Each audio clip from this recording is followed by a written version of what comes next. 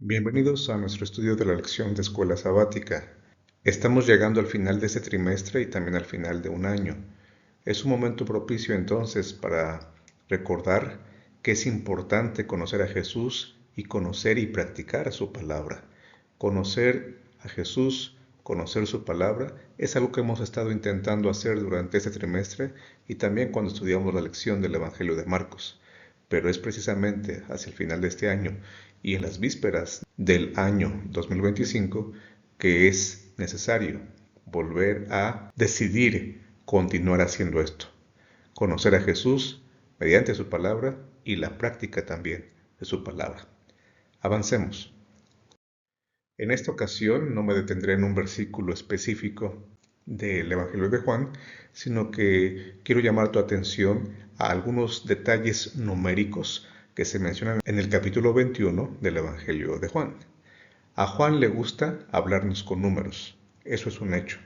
El primer ejemplo que deseo mencionarte se encuentra en el versículo 2 y se refiere a la mención de 7 discípulos.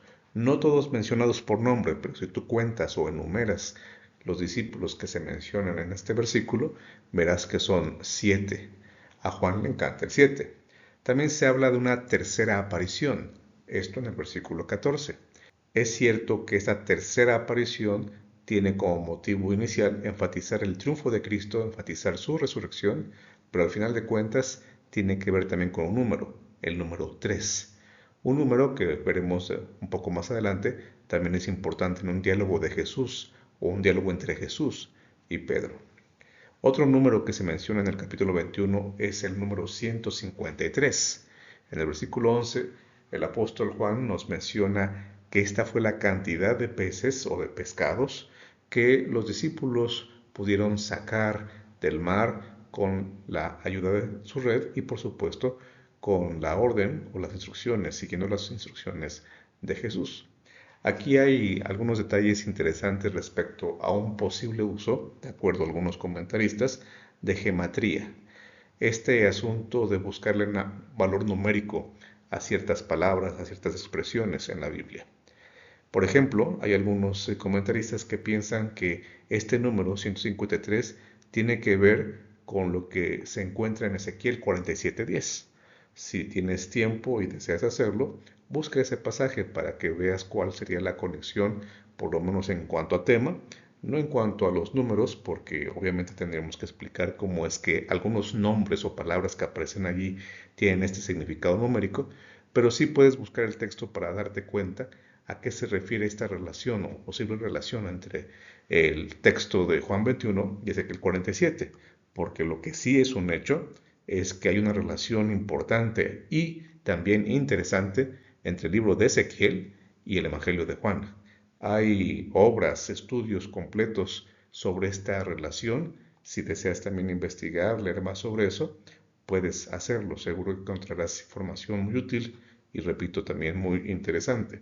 Así que aunque yo no promuevo la gematría, es interesante saber que algunos otros también encuentran que este número, el 153, se refiere en términos de esta interpretación numérica a la expresión hijos de Dios en hebreo. Si tú pones la expresión hebrea hijos de Dios y le vas sacando el valor numérico a las letras que se usan allí, encontrarás entonces el número 153. Y otros opinan que incluso este número tiene que ver con el asunto de darle simetría a todo el Evangelio. Algo que no podremos explicar aquí, pero que al final de cuentas te lo menciono porque si a Juan le gustan los números, algunos comentaristas han querido encontrar no solamente un mero número, una cantidad específica de pesca, sino algo mucho más allá, que tiene que ver con el mensaje, con una interpretación de lo que podría significar algo más en la intención de Juan al usar este número. Pero lo más importante de esta aparición a los 7 discípulos que mencionábamos es que Juan colocó esta escena también en la figura de un quiasmo. Como puedes notar aquí, Jesús se manifiesta, también lo encontrarás al final del quiasmo. Los discípulos no lo reconocen, después lo van a hacer. Se habla de la cantidad de peces en dos ocasiones también, en el inciso C y en el inciso C', Y en el centro queda la declaración, queda el gran descubrimiento que los discípulos hacen de reconocer a Cristo y entonces decir, es el Señor. ¿Recuerdas que la palabra Señor también se menciona en Juan 20 cuando Tomás dice, Señor mío, Dios mío? El cierre del Evangelio recalca, enfatiza varias cosas, pero especialmente el hecho de que Jesús es el Señor. Sí, el Señor que hace milagros, el Señor que hace señales, el Señor que le da a desayunar a sus discípulos después de haber resucitado. Y si hablamos de números, no podemos pasar entonces por alto el hecho de que Jesús pregunta 3 veces lo siguiente: ¿me amas? ¿Recuerdas ese diálogo entre Jesús y Pedro? Bueno, Jesús usa agapao 2 veces. El verbo amar, conocido en griego como agapao, Jesús lo usa 2 veces. Pero en la tercera ocasión que hace la pregunta, él usa el verbo fileo, que también significa o se puede traducir como amar. Sin embargo, Pedro siempre que le contesta a Jesús usa fileo. Pedro siempre usa fileo. Muchos comentaristas llegan a la conclusión de que aquí no hay mayor importancia en ver la diferencia entre agapao y fileo, ya que estos dos verbos son intercambiables. Se puede usar agapao para hablar del amor de Dios, pero también se puede hablar de fileo, hablando del amor de Dios. Esa clasificación de que agapao solamente es el amor de Dios, fileo solamente es el amor entre hermanos, el amor filial, no es necesariamente exacta. Y en eso, ellos tienen razón. Sin embargo, cuando tú lees con calma, analizas los versículos en donde Juan usa el verbo agapao, vas a notar que este es el verbo que él prefiere para hablarnos del amor entre los discípulos y Jesús. El amor que los discípulos le tienen a Jesús y el amor que Jesús le tiene a sus discípulos. El verbo que él prefiere, o que prefiere el autor del Evangelio, es agapao.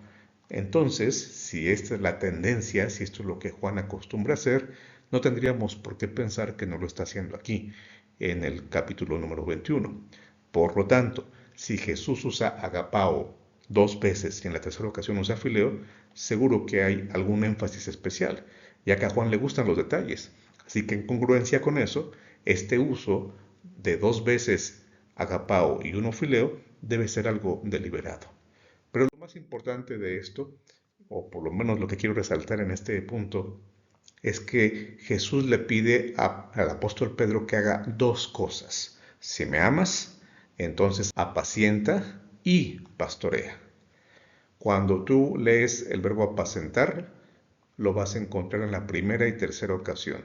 Y vas a ver que este verbo apacentar solamente se usa aquí. En ninguna otra parte del Nuevo Testamento se va a usar el verbo apacentar.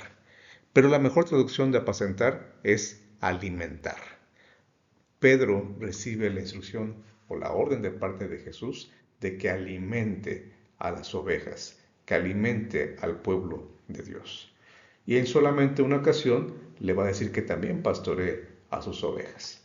Este verbo pastorear se usa también en Apocalipsis, por ejemplo, cuando dice que el Cordero los pastoreará, hablando de los redimidos en el capítulo número 7, aquellos que estarán frente al trono de Dios. Dice que Cristo, el Cordero, los pastoreará. Pero quiero llamar la atención sobre todo al primer verbo, apacentar, que ya dijimos que es alimentar. ¿Por qué es importante saber esto? Bueno, porque Jesús no solamente espera que tú, en tu papel como miembro de iglesia, si tienes la oportunidad de hacer alguna de esas 2 labores, pastorear, tener una actividad de liderazgo, de guía, pero también la de alimentar, apacentar o alimentar, Él le da un énfasis, por lo menos en este capítulo, en el capítulo 21, a el alimentar. Es tan importante, al menos es tan importante, alimentar como pastorear. Si tú eres un buen líder, no olvides entonces que un buen líder también alimenta. Si tú te consideras que tienes ese don o ese talento, y también el encargo de dirigir algo, alguna responsabilidad, algún cargo en la iglesia, hazlo con todo el fervor, hazlo como si siguieras el ejemplo de Cristo Jesús, el pastor y a la vez el cordero. Pero no olvides que eso incluye alimentar al pueblo de Dios. Y por eso, en estas lecciones de escuela sabática, mi deseo ha sido también invitarte no solamente a entender más de la palabra de Dios, sino también a alimentar al pueblo de Dios con lo que estás aprendiendo. Si pastoreas y alimentas al pueblo de Dios, este es un momento oportuno para decidir seguirlo haciendo. Y mientras lo haces, que también puedas conocer más a Cristo y poner más en práctica su palabra. Sigue estudiando, sigue conociendo más de la palabra del Señor, sigue poniéndola en práctica y sobre todo alimenta al pueblo. Pedro entendió el mensaje. 3 veces negó a Jesús, 3 veces le dijo que lo amaba. Si amamos a Jesús, entonces es momento de seguir alimentándonos para poder alimentar también al pueblo de Dios. Dios te bendiga, te espero el próximo trimestre.